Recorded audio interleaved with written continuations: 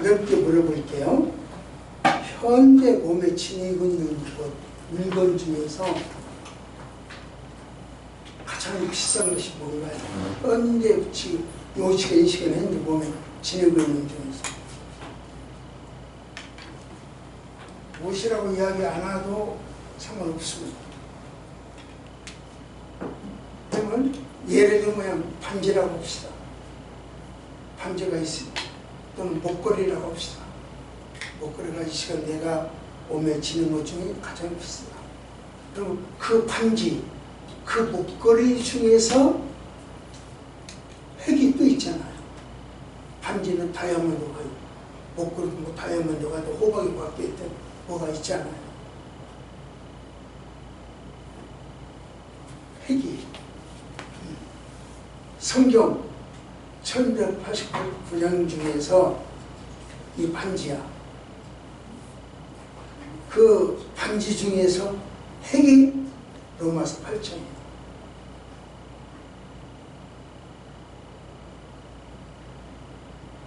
성경 1189장 중에서 획이 로마서 8장.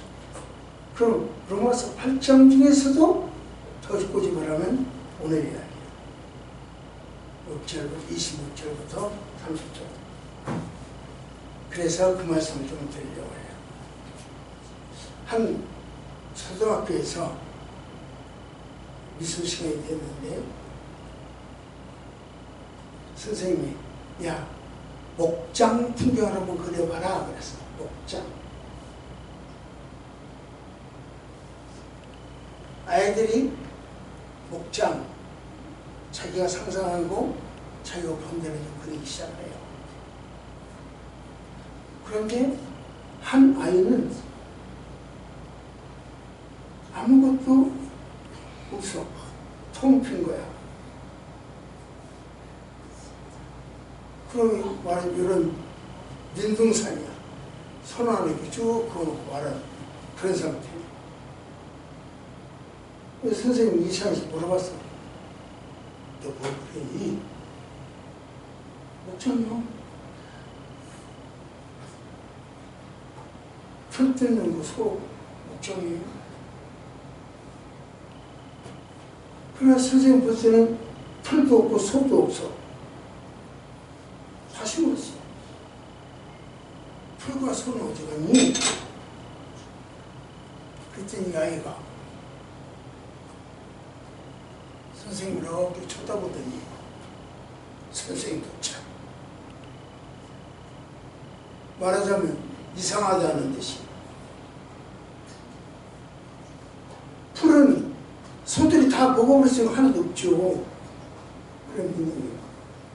소는 풀 먹었는데 소가 뭐든 여기서 딴 데로 가야지. 여기 다 먹어버렸는데 그래서 소가 없대. 그래서 줄 하나로 그어놓고 버릴 끝. 우리는요, 산은 뾰족하다, 높다, 뭐 이런 삼각형이다. 이런 고정관념이 있죠. 하늘은 파랗다. 고정관념이 있죠. 틀에 박힌 고정관념.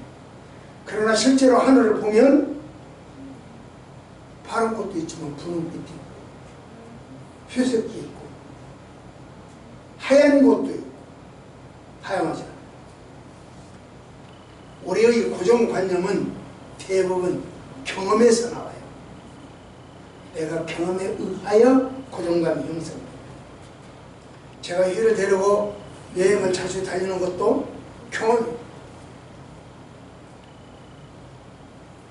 제 엄마도 저희 삼촌도 제가 어려서부터 아주 어려서부터 유치원 이하로 어려서부터 우리 데리고 다니는 것들도 경험이었어. 뼈로, 살로, 정신으로 쌓이라고. 경험이 다 잊어버려도 기억 속에 잊어버릴지 몰라도 장면씩 남기 때문에. 우리 자신은 경험 좁죠. 많지가 못하죠. 이번에 갔던 우리 등산하는 친구 팀원 중에 한 사람은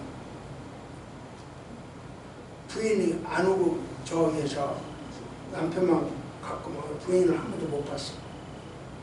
왜 같이 안 다녀? 그랬더니 많이 다녔죠. 부인이 45개국 나라를 적어서 보여주더래요. 이만큼 다녔으니까 자기는 할 만큼 다 했다. 이제 당신 혼자 가시오. 혼자 갔더라.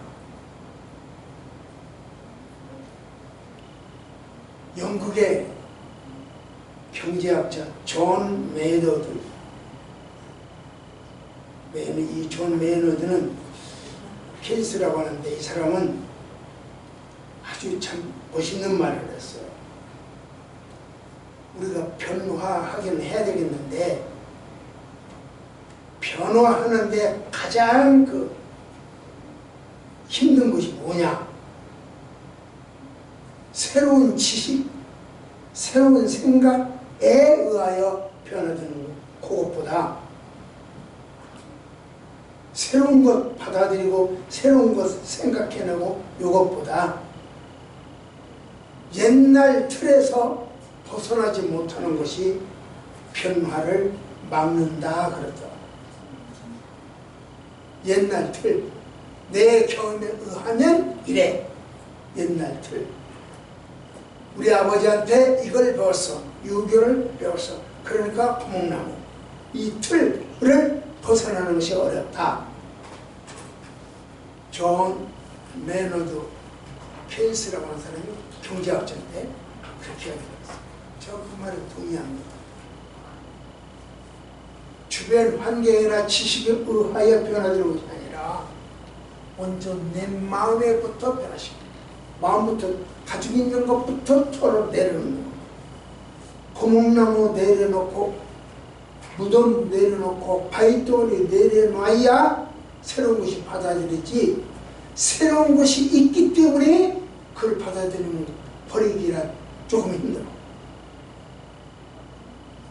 물론 딱 먼저 뭐가 선이다 후다 이렇게 말할 수는 없지만, 두 가지는 병립하지만 그렇게 힘들어요. 우리가 신앙생활을 하는 것도 경험, 큰 비중을 차지한다, 그 얘기예요. 그러기에 예수 믿는 것도 모태신앙이랬죠. 엄마 뱃속에서부터 믿는 사람, 모태신앙. 안영하 집사나 안세우 집사처럼 온전히 헌신하고 신앙생활 잘 하는 사람도 있어요. 그러나 반대로 도리어 반감을 가졌거나 뺀질이 신앙이 되어서 부모님을 괴롭히는 사람도 있어요. 여러분들이 잘 아시는 최영규 목사는 큰아들이 국민일무사 사장인데, 회장인데, 그분도 사실은 굉장히 속썩입니다. 고 옥하는 목사님 아들도, 심지어 옥하는 아들이 아버지가 죽었는데 오지도 않았어요. 그렇게 애태우는 못해시라, 못해가 아니라 못해시라를 가진 경우도 있다. 그래요. 오늘 보면은 그 유명한, 우리 신학계에서 그 유명한 구원의 서정이라고 합니다. 오늘 제목은 구원의 서정. 서정이 뭐고 여정이 뭐냐, 그런 것은 잠시 후 하기로. 일단 서정, 아주 중요한 이야기. 구원의 서정에는 여러분들에게는 내가 신학적 설교를 잘 안 하잖아요. 안 하는데 오늘 신학 이야기 용어를 그대로 썼어요. 구원의 서정이라고. 한 번도 우리 목사님은 신학 용어를 써본 적도 없고 들려주지도 않고 모르는가 봐. 우리 안 권사님 나한테 그럴 것 같아서 오늘 한번 처음으로 여기가 핵이라고 했잖아. 핵. 그래도 핵은 내가 이야기하지 않을 수 없어서 합니다. 지금 우리는요,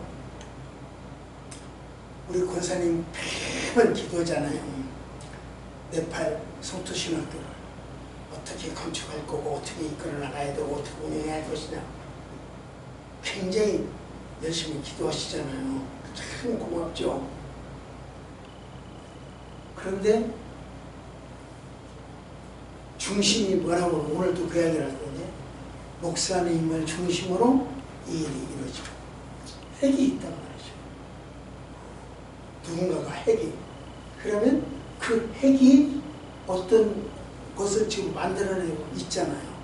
이렇게 해야 되겠다, 이렇게 해야 되겠다, 이렇게 해야 되겠다. 이걸 서정이라고 해요. 아직 이루어졌어요, 안 이루어졌어요? 안 이루어졌어요. 그러나 이 중심 누군가는 이렇게 하겠다, 이렇게 하겠다. 이거 결정을 가지고 있어. 그분 혼자. 우리 하나님이 우리를 구원하는데 한 번도 이야기를 안 했어. 이렇게 구원해야 되겠다? 이야기를 안 해. 발표하지 않아. 그래도 그분은 가슴 속에, 머릿속에 있다는 거죠. 이렇게 해야 되겠다. 그게 구원의 사죠. 이해가 됐죠? 쉽게. 마찬가지로 이 건물도 그렇잖아요. 건물도 설계도가 나오기 전에 이미 이렇게 하겠다, 이렇게 되겠다, 이렇게 하겠다. 딱 구성이 섞버리잖아요. 건물주는. 이 구원의 서정이에요. 이건 이렇게 했다, 이렇게 했다, 이렇게 했다. 그런데 이 서정이 이제 구체적으로 내 앞에 펴져. 그래서 그 계획도가, 그 설계도가 실제로 하나하나 이루어가.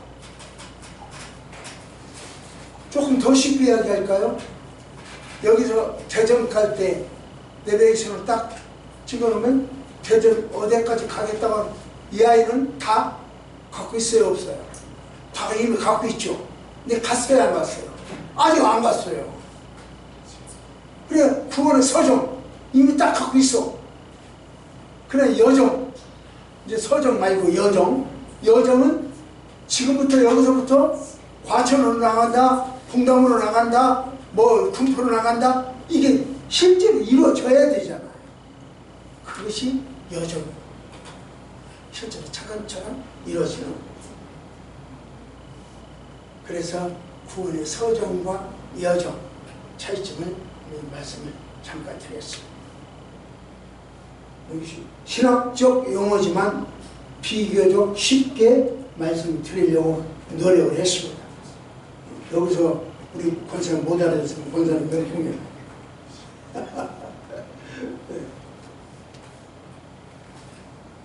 오늘 내 삶 속에서 구체적인 사건과 경험, 발자국이요. 그것이 바로 구원입니다.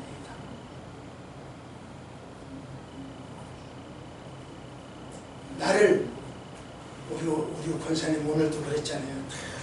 모아서 예배할 수 있게 불러주셔서 감사합니다. 모아주셔서 감사합니다. 기도하셨잖아요. 그걸 갖다가 소명이라고, 소명, 불소자. 소명, 하나님이 불러주시니까 여기까지 왔다.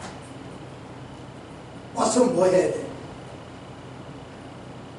소명, 불러줬다. 와서 뭐 해야 돼? 내 마음을 깨트리고 눈물을 빼게 해야 돼요. 그것이 바로 회심이야. 소명 다음에 나오는 회심. 회개는 우리 인간이 하는 것이고 회심하도록 하는 것은 하나님이 허락하시는 거예요. 그래서 회심, 소명 다음에 회심. 아무리 회심해도요 넘어지는 경우가 많아요. 결혼 서약 아무리 그럴싸하게 잘했어도요 엉뚱한 짓 해요. 살다 보면 그런 경우도 있어요. 지저분해지고 더러워져요. 마음도 그러고 몸도 그래요. 마음만 뺏긴 게 아니고 몸까지 뺏기는 경우도 있어요. 돈도 뺏겨요. 시간도 뺏겨요. 틈만 있으면, 기회만 있으면 딴짓을 해요. 넘어진다는 뜻입니다. 그럼 넘어지면 알았어 내박쳐 방치하는 것이 아니라 그분이 다시 회개하고 돌아올 수 있도록 씻어줘. 그걸 갖다가 성화라고 해요. 깨끗해진다. 성화. 불러주시고 소명이죠. 회개하게 하시고 회심이죠. 넘어졌지만 다듬어서 다시 일어설 수 있도록 해줘요. 성화라고 합니다. 이런 과정이 하나님 앞에서의 아름다운 여정이 생활이에요. 구원의 발자국이에요. 구원의 코스예요. 하나님의 대한민국이라고 하는 사람을 위해서 쓰신 구원의 인생 스토리야. 그게 구원의 서적이라. 머릿속에 설계도 서적이요. 여정은 그 설계도대로 살아가는 것. 이것이 건물이 지어지는 실제 과정. 이걸 여정이라고 해요. 아까 내가 이야기했어요. 서울에서 부산 시청 가야 되겠다. 딱 찍으면 내비게이션 찍으면 내비게이션은 이미 결정이 딱 부산 시청까지 나와. 그런데 나는 아직 서울에 그대로 있어. 아직 못 갔어. 부산 시청 안 갔어. 그런데 내비게이션은 이미 갔어. 이미 내비게이션의 결정. 여기에 갖다가 서정이라. 지금부터 출발! 과천 시행시 군포. 이것이 여정이에요. 그러면 여러분들은 9월의 서정 속에서 어디만큼 부산시청 가기 위해서 여정을 겪었는지.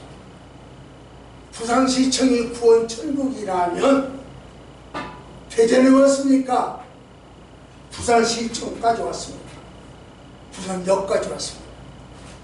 이것을 자기 스스로 다듬어 나갈 줄도 알아야 돼요. 그 9월의 여정이 어디까지 갔냐, 어떤 곳으로 가느냐, 이거. 그런데 아까도 내가 잠깐 이야기했지만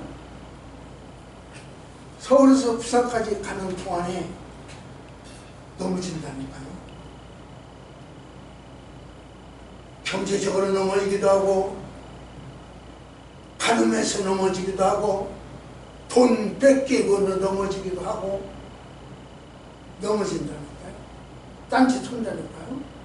그때마다 다시 붙들어지고 성화시켜주는 예수님 능력. 우리가 성화해서 걱정마, 내가 여기서 씻어줄게. 발도 씻어주고 손도 씻어주고 눈물도 씻어주고 묵묵히 우리는 걸어가면 돼요. 틀렸으면 그 양반이 고쳐주니까 틀렸어도 미안해요, 잘못했어요. 좋은 데 바른 데 가면 돼요. 깨달아지면 바로 돌아서면 돼요. 그걸 회심이라고 합니다.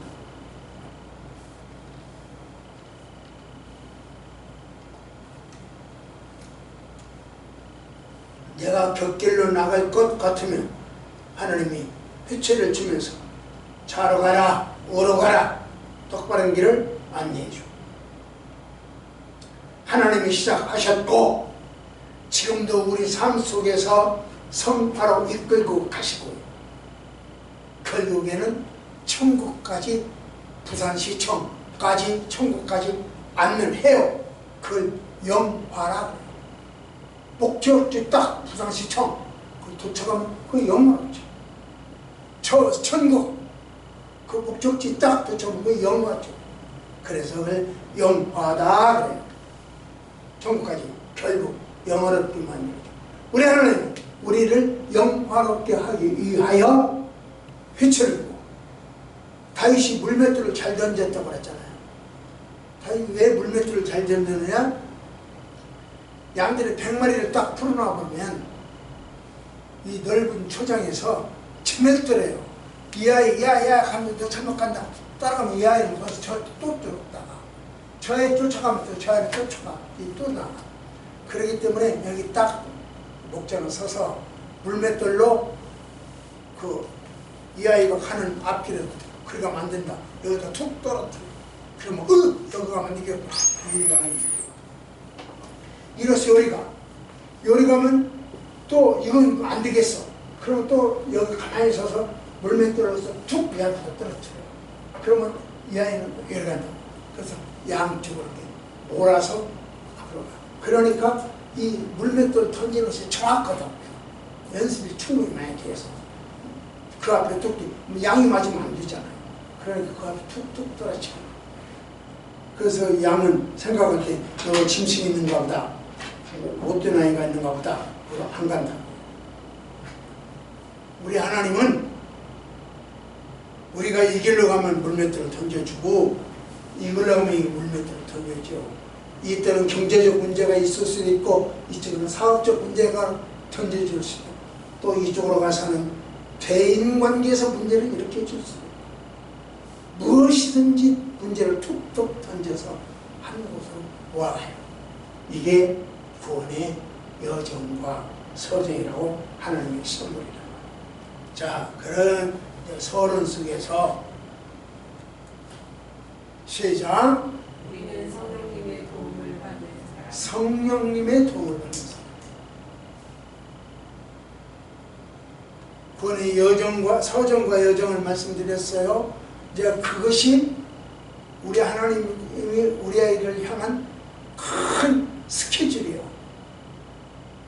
그 중에서 오늘 본문은 이렇게 이야기합니다. 시작. 이와 같이 성령으로 땀을 부으시는 우리는 마땅히 기도할 바를 알지만 오직 성령을 알 수 없는 간식으로 우리를 위하여 친히 간구하시느니라. 마음을 살피시는 이마다 성령의 기도를 하시느니 이미 성령이 하나님의 뜻대로 성도를 위하여 간구하십니다. 예, 그냥 한번 쓱 읽어갖고는 도무지 무슨 말인가 모를 수 있어요. 쉽지만 어려워요. 그런데 지금 이제 쉽지만 어려운데 그 어려운 말씀을 다시 쉽게 말씀을 드려드릴게요. 풀어드릴게요. 이 말씀은 오해받기 참 쉬워요. 오해하기 쉬워요. 왜냐하면 우리와 하나님의 중보는 누구요? 안녕하세요. 응? 예수님이요. 그런데 여기는 뭐라고 그랬어요? 예수님이라고 그랬어요? 성령이 간구하는 성들을 위하여. 이게 중보죠, 중보. 위하여 간구한다고. 성령이 간구한대요. 그런데 여러분이 알고 싶은 것, 알고 있는 것, 나도 여러분들에게 누누이 이야기하는 것, 우리 중보자는 딱 한 번 누구다? 예수다. 그렇게 가르쳐 줬어. 그럼 목사님, 이 로마서 8장 27절에 보니까 지금 목사님 가르친 거 지금 엉터리 빵 터리네요. 이럴 수가 있잖아. 이거 어떻게 된 거예요? 예, 성경을 자세히 읽고 보면 오해할 수도 있다. 그래서 제가 그러잖아요. 이건 오해받기 쉬운 성경 구절입니다. 오해하기 쉬운 성경 구절입니다. 말할 수 없는 탄식으로인데요. 탄식, 성령이 탄식으로 기도하면 하나님이 들어주겠어 안 들어주겠어요? 빠르잖아요. 우리 예수님도 그랬잖아요. 겟세마네에서 엘레나 마사막대 통곡을 할 때 하나님 다 들어주셨잖아요. 성령이 말할 수 없는 탄식으로 간구할 때 왜 안 들어주겠냐? 그러면 중보자가 성령이요 예수요 이런 문제가 나오잖아요.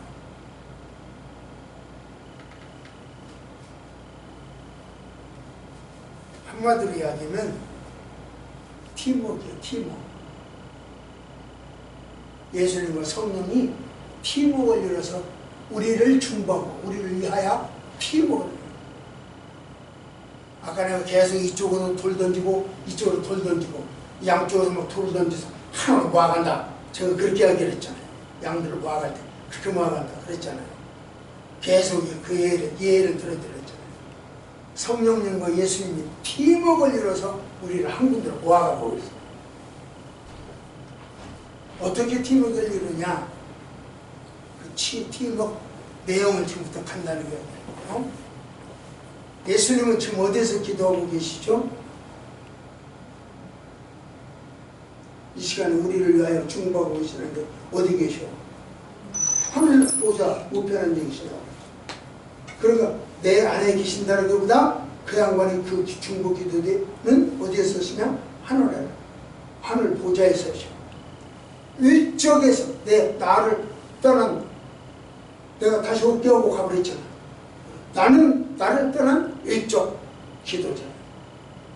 그러면 내 안에서도 버림받지 않았잖아요. 나를 버렸냐? 아니잖아요. 그러면 내 안에서도 누군가가 기도를 해. 나를 붙들고 기도해 주는 거예요. 그게 성령이야. 그러니까 내적 성령과 외적 예수가 팀워크를 이뤄가지고 우리를 오라간다. 끌어간다. 얼마나 감사해요. 그래서 우리는 성령의 도움을 받는 사람이에요. 중보는 예수님이 한 번이라고 이야기를 했지만 이쪽 하나님과 그 관계에서 구별하고 계시고 내적, 내 속에서는 성령이 말할 수 없이 탄식한다. 그래서 마치 중보자가 둘인 것처럼 보이지만 사실은 하나입니다. 신학적으로 정리를 해드렸어요. 이제 두 번째, 시작. 네, 우리는 하나님께 부름받은 사람들이에요. 아까 내가 제일 처음에 그랬죠. 부르면 그래 뭐예요? 회심. 회심 뭐라고 그래? 변화된다고 그래. 그런데 우리는 하나님 부름받았어요. 부름받았으니까 할 일이 회심이야.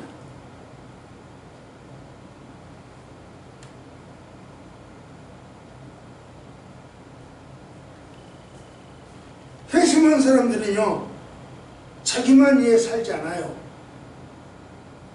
권사님 기도처럼 내 팔 인을 위하여, 나 아니면 다른 사람을 위하여 살아가요. 그래서 구체적으로 그 방법이 뭐냐? 학교를 써서 교육, 선교를 해야 되겠습니다. 이게 우리의 목표예요. 우리는 목사도 여러분들도 모두가 다 선생들이요. 그래 우리는 교육, 선교의 뜻을 봅니다. 이런 이야기입니다.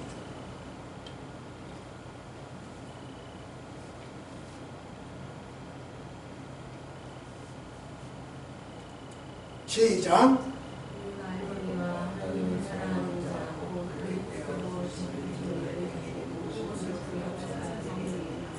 우리가 알거니와 하나님의 사람들 곧 그 뜻대로 부르심을 입은 자들에게는 모든 것이 합력하여 선을 이룬다.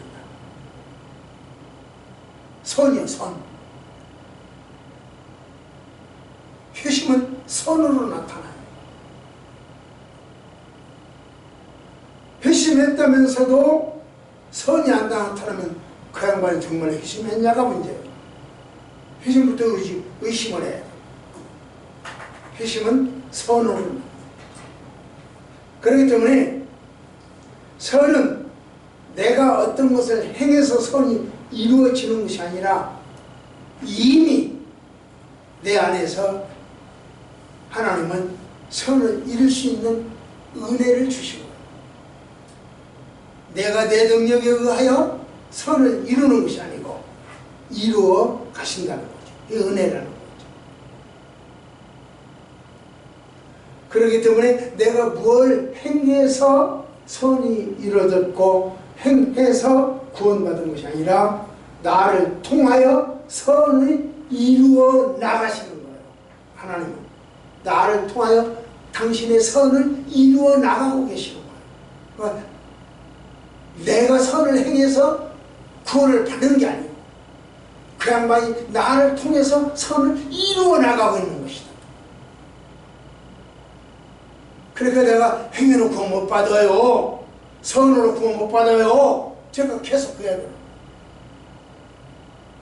행위가 아니고 믿음이고 구원은 믿음이고 행위는 그 믿음을 표현하는 것이 행위예요.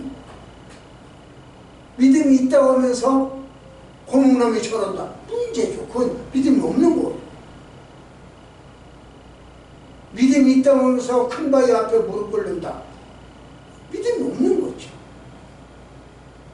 그러니까 내가 무엇을 행해갖고 구원받는 것이 아니라 엎드려 빌어서 구원받는 것이 아니라 하나님이 나를 통하여 선을 이루어 나가고 계신다. 그렇다면 선이 뭐요? 목사님 그렇게 지금 말씀하시는 선, 우리가 예수의 형상을 닮아가는 것, 이것이 바로 선이에요. 예수의 형상을 닮아 빵 사주는 것보다 더 중요해요. 네팔 성도신학교를 세우는 것보다 거기 헌금하는 거 1억씩 헌금하세요. 그러면 좋겠습니다. 나는 여러분이 지금 속으로 그러게 각 가정에서 1억씩만 하십시다. 그럼 적어도 우리에서 3억이 됩니다. 3억이 되면 그거 가서 임시 막사라도 줄 수 있겠습니다. 1억씩만 헌금하셔. 이러고 싶어.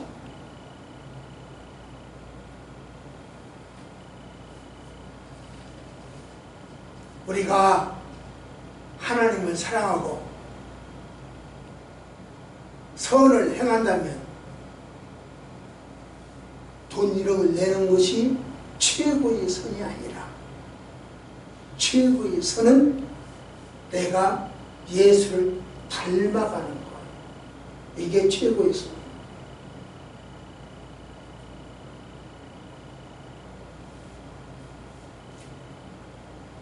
우리 삶에 일어나는 고난, 실패, 아픔, 이 모든 것이 아파요. 예수 닮아가는 삶, 선이. 신자 되기 원합니다. 예수 닮기 원합니다. 이 선, 최고의 선. 헌금 1억 이상 해주시면 고마워요. 근데 1억씩만 해주시면 우리가 임시 막사라도 이 가건물이라도 세운다니까요.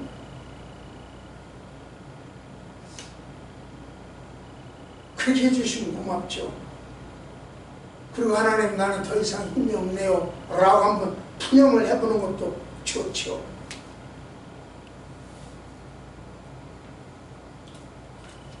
자, 그래서 우리는 성령의 하나님께 부름받은 사람들, 그런 일에 선을 이루도록, 나를 통하여 선을 이루도록 부름받은 사람, 안녕복을 통하여 하나님의 뜻이 이루어지면 그게 소원입니다.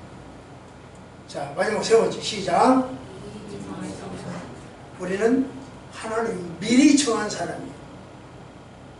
불러주시고 선을 이루게 하시고 그 다음에 정해 주시오. 내가 너를 지명하여 불렀나니 너는 내 것이라. 딱 불러주시오. 정해버려요.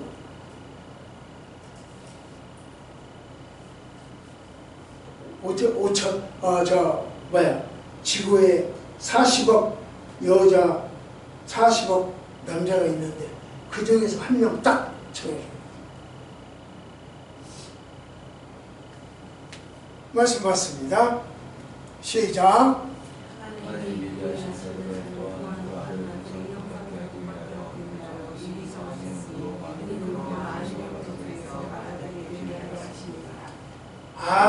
미리 정했어요. 여러분, 특별히 여자분들이 그렇죠. 뭘 하나 살려면 얼마나 시간이 많이 걸려요. 이리 보고 저리 보고, 사과하는 사람 살 때도 이 사과 들었다가 돌려보고 옆으로 보고 좌로 보고 우로 보고 위로 보고 아래로 보고 그러잖아요. 한 개를 내가 만들기 위해서도 그러거든. 사과 한 개, 참외 한 개를 살 때도 그렇게 산다. 그냥 눈에 보이는 데 떡 집어 가지를 않아요. 저는 대부분이 그런 거 안 하죠. 여러 고르고 만지고 잘 안 하죠. 상하니까. 한 번 더 만지면 그 사과는 한 번 더 상하잖아요.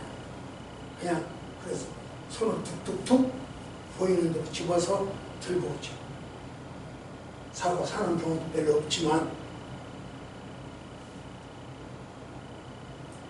내 것 정하는 것. 우리 하나님은요 80억 인류 중에 안 명벌을 딱 정해서 너는 내 것이다 미리 정해 주신 줄 믿습니다. 너는 내 것이다.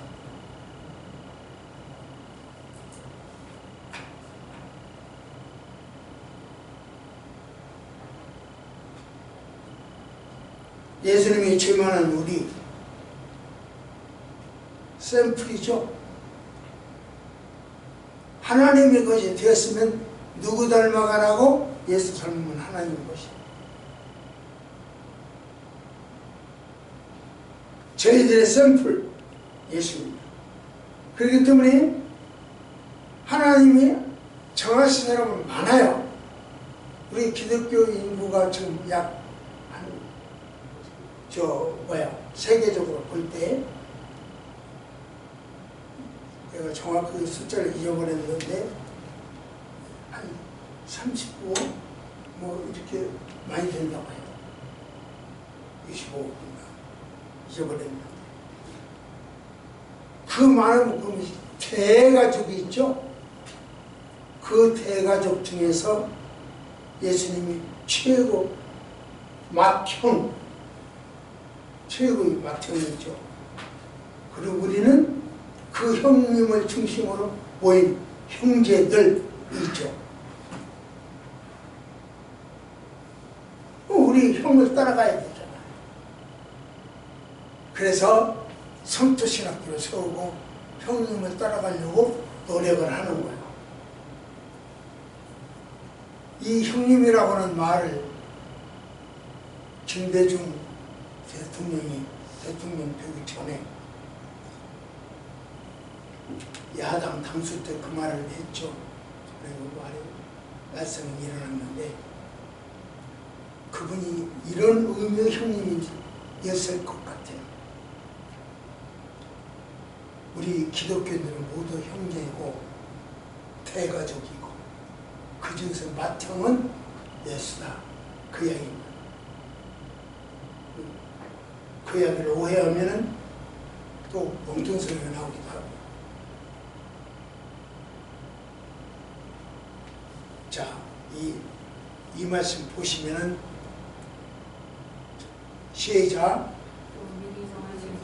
그들을 또한 부르시고 부르신 그들을 또한 부르게 하시고 부르다 하신 그들을 또한 부르게 하십니다. 이게 중요합니다. 이게 오늘 핵이에요. 구원의 서정이라고 여호라고. 자, 다시 한번 시작. 미리 정하신 그들을 또한 부르시고 부르고 그들을 또한 부럽다 하시고 부럽다 하신 그들을 또한 영화롭게 하십니다. 예, 소명 부르고 칭의 회심시켜 의롭다고 여겨줘. 그들을 또한 영화롭게 해줘요. 아주 중요하잖아요. 부르고 의롭게 하고 만들어주고 영원하게. 그러니까 여기에 지금 구원의 5단계 순서를 이야기해주고 있어요. 미리 정하고 예지 알아요. 안면보기를 구원해야 되겠다. 미리 정해줘요. 그래 예정, 예지, 예정. 그 다음에 소명, 칭의, 의롭다고 하죠. 영원하게 한다. 다시 잘 보세요. 무슨 말인가? 미리 정하셨다. 예정이잖아요. 미리 아니까 정하죠. 우리 위들을 알고. 그래서 알고 정하고 부르고 그들을 의롭다고 칭의. 너 괜찮아. 죄 없어.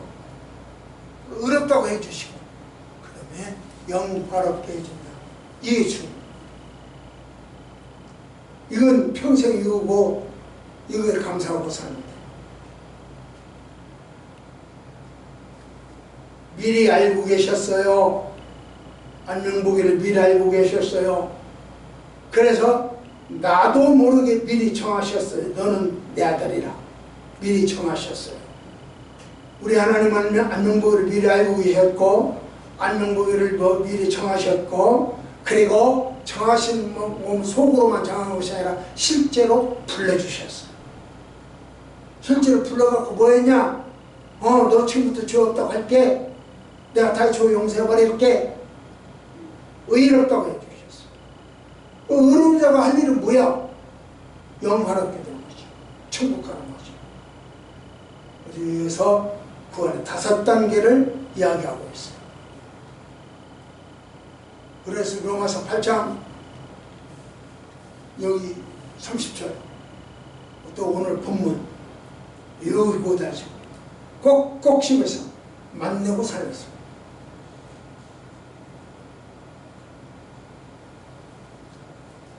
미리 아셨고 미리 정하셨고 정하신 그 사람을 불렀고 소명이죠. 부른 그 사람에게 뭐하러 불러?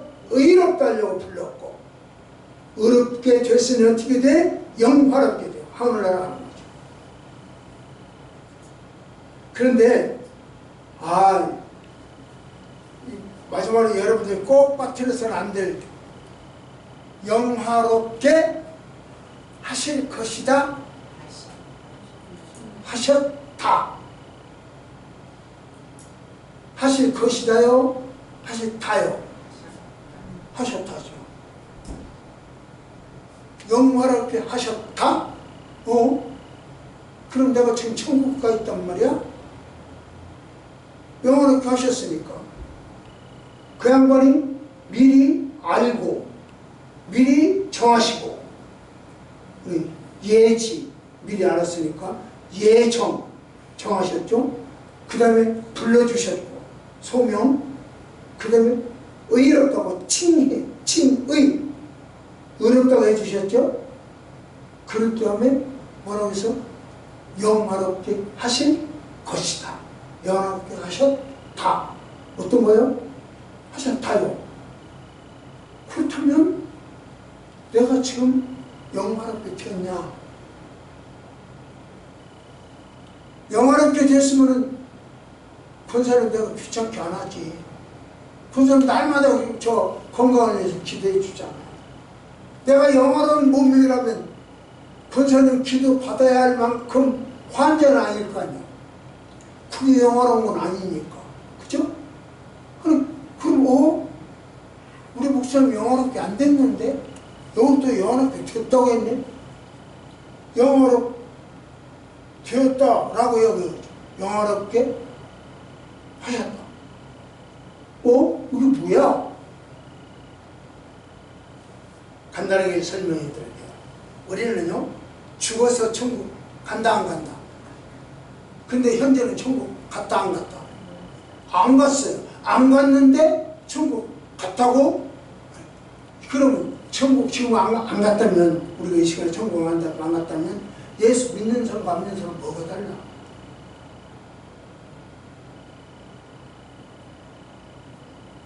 나는 기뻐요, 정말 기뻐요. 노래할 일도 없잖아요. 기쁘고 기쁘다 할 일도 없잖아요. 뭐가 기뻐? 아직 안 갔는데 예수 안 믿는 사람도 못 갔고 나도 못 갔고. 그럼 똑같아. 다른 법 없어. 근데 뭐가 기뻐? 이런 문제가 되잖아.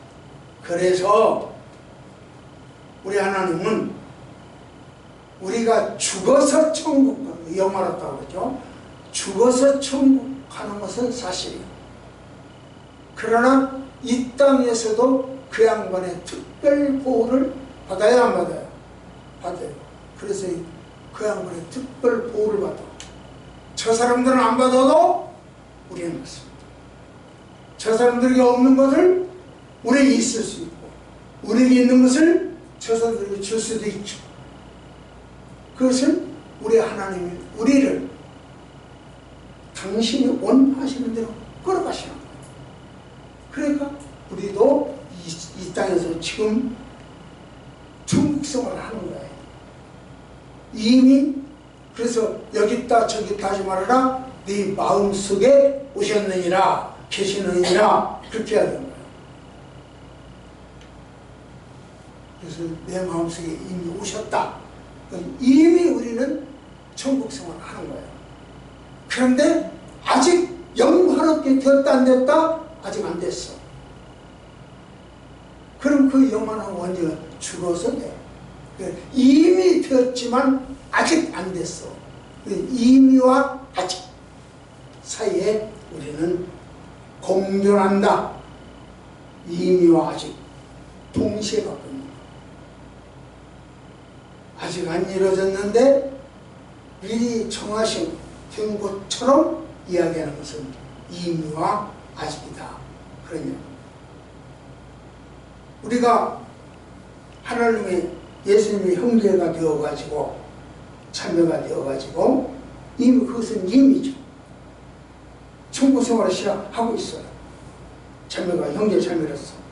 그런데 친동생으로 입양이 됐잖아요. 그런데 죽어서 다시 길이 열려요. 그걸 영화롭게 한다. 그렇게 되죠. 이제 말씀을 맺겠습니다. 구원의 서정은 9가지요. 이건 이루어지면 이건 이루어지면 이건 이렇게 순서별로 이루어지는 것이 아니고 동시다발적이다.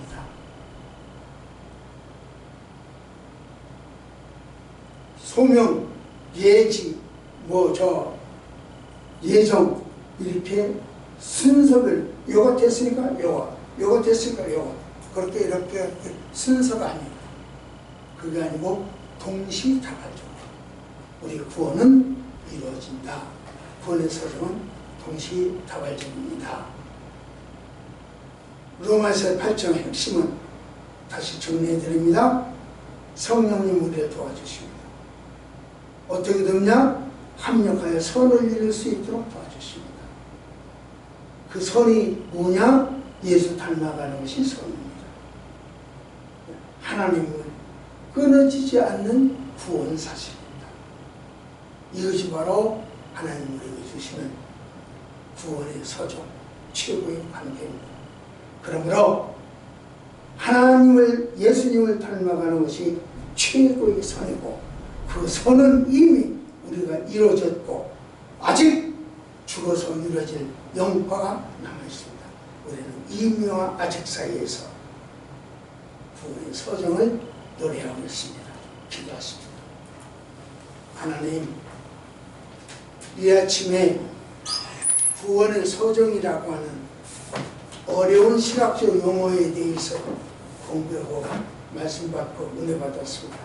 하나님, 예수 닮는 것이 최고의 선인 것을 알게 하여 주셔서 예수 닮아가는 우리 성도들 되게 하시고 이미 천국 생활이 이루어졌사오니 마지막 그날 영화롭게 이루어지게 하옵소서. 예수님 이름으로 간절히 기도드립니다.